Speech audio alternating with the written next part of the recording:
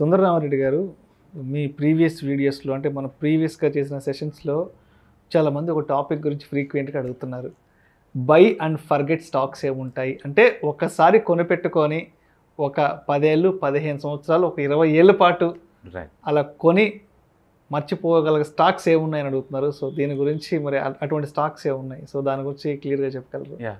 So అంటే పోర్ట్ఫోలియోలో మీరు అంటే ఇన్కమ్ చూస్తున్నారా అప్పుడప్పుడు, లేకపోతే గ్రోత్ చూస్తున్నారా అన్న దాన్ని బట్టి ఉంటాయండి. ఓకే. ఎందుకంటే ప్రపంచంలో నిరంతరం ఎవ్రీ డెకేడ్కి టేస్ట్లు మారుతూ ఉంటాయి, ప్రయారిటీస్ మారుతూ ఉంటాయి, సెక్టర్ రొటేట్ అవుతూ ఉంటాయి నిరంతరం. అందుకని లాస్ట్ డెకేడ్స్లో ఉన్న సెక్టర్ ఈ సంవత్సరం పర్ఫార్మెన్స్ ఉందన్న ఇదేం లేదు. యాక్చువల్గా ఇప్పుడు నిఫ్టీలో చూసామనుకోండి 37% వెయిటేజ్ ఉంది ఫినాన్స్కి.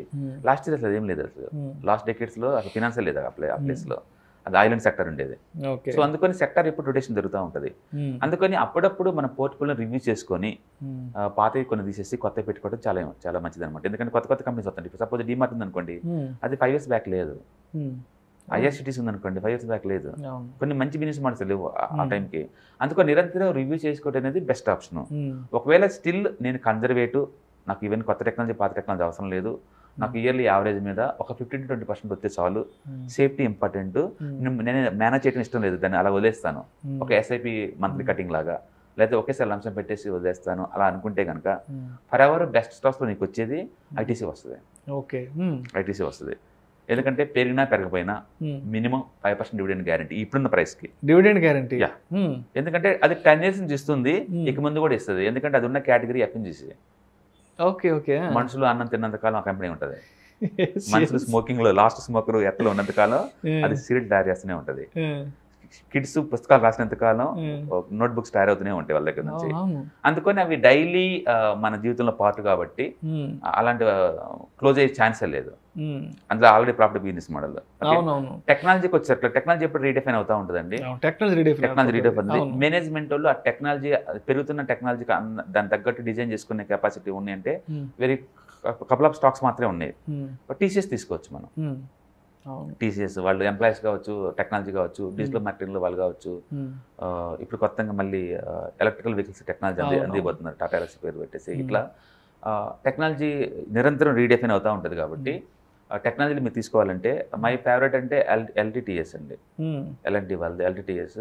అది ఎలక్ట్రికల్ వెహికల్స్ ఒకటేదని కాదు, ఒక ఇంజనీరింగ్ ప్రొడక్ట్స్కి సంబంధించిన టెక్నాలజీ అందించే కంపెనీ. సర్వీస్ ఓరియంటెడ్ కాదు, ప్రొడక్ట్ ఓరియంటెడ్. నాకు తెలిసి అది నెక్స్ట్ 30-40 years అయినా సరే కన్సిస్టెన్సీగా ఉంటుంది. సర్వీస్ ఓరియంటెడ్ కావాలంటే టీసీఎస్, ప్రొడక్ట్ ఓరియంటెడ్ కావాలంటే ఎల్టీటీఎస్. ఓకే, నాకు తెలిసి నెక్స్ట్ 20-30 years వరకు కూడా it's going to rock. And chemicals, speciality chemicals వచ్చేట్లా ఎప్పటికీ ఫర్ ఎవర్ డిమాండ్ ఉంటుంది ఆ ఏరియాలో. టాటా కెమికల్స్. ఎందుకంటే టాటా పేరు ఎథికల్ అండ్ కన్జర్వేటివ్ ఉంటుంది. వెల్త్ పెద్ద క్రియేట్ చేయలేకపోవచ్చు, but minimum guarantee business model long term point of లో. అండ్ బై అండ్ ఫర్గెట్ మనకు కావాల్సింది బై అండ్ ఫర్గెట్ స్టాక్ కాబట్టి అది తీసుకుంటాను. ఇంకా బ్యాంకింగ్లోకి వస్తే దాంట్లో ఎస్బీఐ అండి. లాంగ్ టర్మ్ పాయింట్ ఆఫ్ లో ఆ ప్రైవేట్కి గవర్నమెంట్కి ఉన్న డిస్టెన్స్ తగ్గుతూ ఉంటుంది ముందు ముందు రోజుల్లో. అండ్ దానికి కూడా క్రెడిట్ కార్డ్ డివిజన్స్ ఉన్నాయి అండ్ ఇన్సూరెన్స్ డివిజన్స్ ఉన్నాయి. ఇవన్నీ పేరెంట్ కంపెనీ అనమాట SBI. And buy and forget చేయాలంటే బ్యాంకింగ్ సెక్టర్ నుంచి నేను ఎస్బీఐ తీసుకుంటాను. చాలా మంది అంటారు కోటాక్, హెచ్డిఎఫ్సి ఎందుకు తీసుకోకూడదు అని చెప్పేసి. నాది బై అండ్ ఫర్గెట్. ఫ్యూచర్లో ఒక 5 సంవత్సరాల తర్వాత గవర్నమెంట్ రెగ్యులేషన్స్ అన్ని మారచ్చు, అటు ఇటు అవ్వచ్చు. అందుకని ఐల్ గో ఫర్ ఎస్బీఐ తీసుకుంటాను. సో ఎఫ్ఎన్జీసీ నుంచి ITC. Okay. And retail sector నుంచి రిటైల్ చాలా తక్కువ మార్జిన్స్ వస్తాయండి. మీరు కనుక డిమార్ట్ కనుక చూసారనుకోండి 8% మార్జిన్స్ అంతే, వెరీ తక్కువ మార్జిన్స్. అండ్ నిరంతరం కొత్త వాళ్ళు ఛాలెంజ్ చేస్తూ ఉంటారు. అది టాటాస్ నుంచి వాళ్ళు బిగ్ బాస్కెట్ రూపంలో కావచ్చు, రిలయన్స్ నుంచి జియో మార్ట్ కావచ్చు, ఓకే, ఇంకా వేరే వేరే రూట్లో నిరంతరం ఛాలెంజ్ చేస్తుంటారు. బట్ స్టిల్ దమానీకున్న గట్ ఫీలింగ్, స్ట్రాటజీస్ చూసుకుంటే I do bet onto the DMart also. Even the margins are very less, but still I do believe the DMart going to sustain couple of years. Okay. అలాగే జొమాటో లాంటి business models ప్రస్తుతానికి loss making అయితే అయి ఉండొచ్చు, valuation expense అయి ఉండొచ్చు, but long term point of I do believe these are going to sustain, అదే ఉండొచ్చు. అండ్ పవర్ సెక్టర్ దగ్గర నుంచి వస్తే ఎన్టీపీసీ ఫర్ ఎవర్ ఉంటుందండి, బట్ అగ్రెసివ్ వెల్త్ అయితే క్రియేట్ అవ్వదు. నీకు మినిమం 5% డివిడెండ్ తోటి గ్యారంటీగా ఉంటుంది లాంగ్ టర్మ్ పాయింట్ ఆఫ్ లో. Power is very hot sector next 10 years కూడా. ఈ ఎలక్ట్రికల్ వెహికల్స్ అవి వచ్చిన తర్వాత కూడా ఐ గో కన్జర్వేటివ్ వే. డిస్ట్రిబ్యూషన్లో టాటా పవర్కి వెళ్తాను, మ్యానుఫ్యాక్చరింగ్ సెక్టర్లో ఎన్టీపీసీకి వస్తాను. ఇలాంటి ఈచ్ సెక్టర్ నుంచి ఒకటి తీసుకోండి, ఈచ్ సెక్టర్ నుంచి ఒకటి తీసుకోండి. నెక్స్ట్ 20-30 years కూడా ఈ నేను చెప్పిన బిజినెస్ మోడల్ కొంటూ sustain long term point of లో మీరు ఫస్ట్ సెక్టర్స్ వైపు చూసుకోండి, అందులో ఉన్న లీడర్స్ని చూసుకోండి. ఓకే, ఈపీఎస్ గ్రోత్ కన్సిస్టెన్సీ ఉంది అనుకుంటుగా డెఫినెట్గా though are going to buy and forget stocks. మీరు అన్ని తక్కువ తీసుకుంటే అది బెటర్ బిజినెస్ మోడల్, దాని మీద మీకు గ్రిప్ ఉంటుంది అండ్ ఈజీలీ మేనేజబుల్ అనమాట. రైట్. అయితే చాలామంది అడుగుతున్నారు ఎయిర్లైన్స్ సెక్టర్ పరిస్థితి ఏంటి, అసలు ఇప్పుడున్న సిచ్యువేషన్ ఏంటి, అండ్ ఫర్దర్ ఎలా ఉండబోతుందని అడుగుతున్నారు. ఎయిర్లైన్స్ బేసికల్గా వెల్త్ క్రియేషన్లో ఎయిర్లైన్స్ ఎప్పుడు ముందుండదండి. మీరు కనుక ఇండియా సినారియో చూసారనుకోండి, నాట్ ఓన్లీ ఇండియా, వరల్డ్ వైడ్గా ఎడ్యుకేషన్ డిపార్ట్మెంట్ ఒకటి అండ్ ఏవియేషన్ డిపార్ట్మెంట్ అది వెల్త్ క్రియేట్ చేసిన హిస్టరీ ఎక్కడా లేదు అది. అందుకని ఏంటంటే నేను కన్జర్వేటివ్ వెళ్తాను, ఎందుకంటే గవర్నమెంట్ కంట్రోల్స్ టూ మచ్ అవి. నువ్వు ఎంత ప్రైస్కి అమ్మాలో కూడా వాళ్ళే కంట్రోల్ చేస్తారు, పర్మిషన్స్ కూడా వాళ్ళు ఇస్తేనే. ఓకే, దానికి అలా గవర్నమెంట్ కంట్రోల్లో ఉన్నవి లాంగ్ టర్మ్లో ఉండొచ్చు ఉండకపోవచ్చు.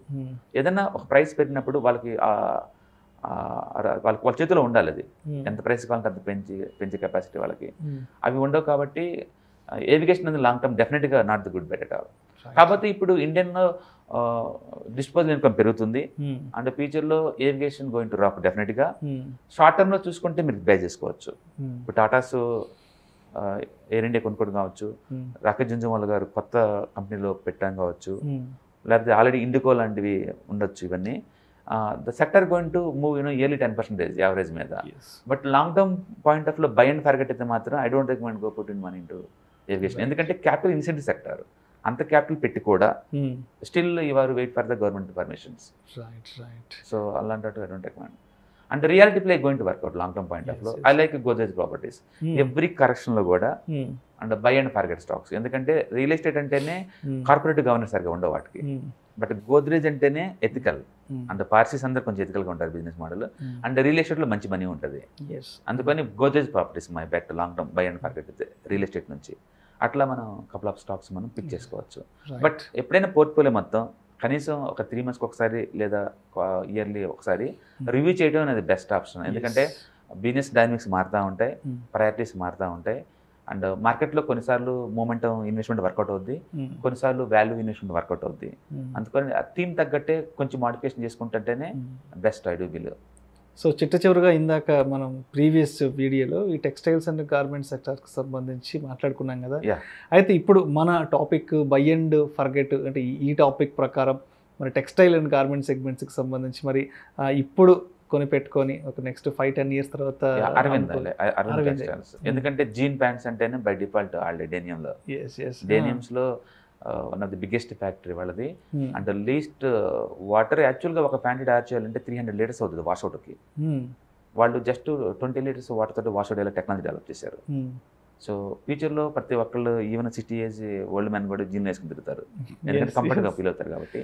సో డేనియమ్స్ కావచ్చు, మంచి మంచి క్లోత్స్ డిజైన్స్లో కావచ్చు, వాళ్ళు ఆల్రెడీ బిజినెస్ మొత్తం ఎక్స్పాండ్ అయి ఉన్నాయి కాబట్టి Arvind going to take advantage long term point of లో. వాళ్ళ ఓన్ బ్రాండ్స్ ఉన్నాయి. Okay, I strongly believe Arvind going to move 3 long term point of లో. ఇప్పుడు అరౌండ్ 100 నుంచి 110 మధ్య మీరు బై చేసుకోవచ్చు. అండ్ నెక్స్ట్ 10 yearsకి ఎస్ బై అండ్ ఫర్గెట్ అంటే ఆ టెక్స్టైల్స్ దగ్గర నుంచి I go for the Arvind. Thank you so much Sundara Reddy గారు. మన ప్రేక్షకులు అడిగిన టాపిక్ బై అండ్ ఫర్గెట్ ఈ స్టాక్స్ గురించి చాలా డీటెయిల్గా తెలియజేశారు. Thank you so much sir. Thank you sir.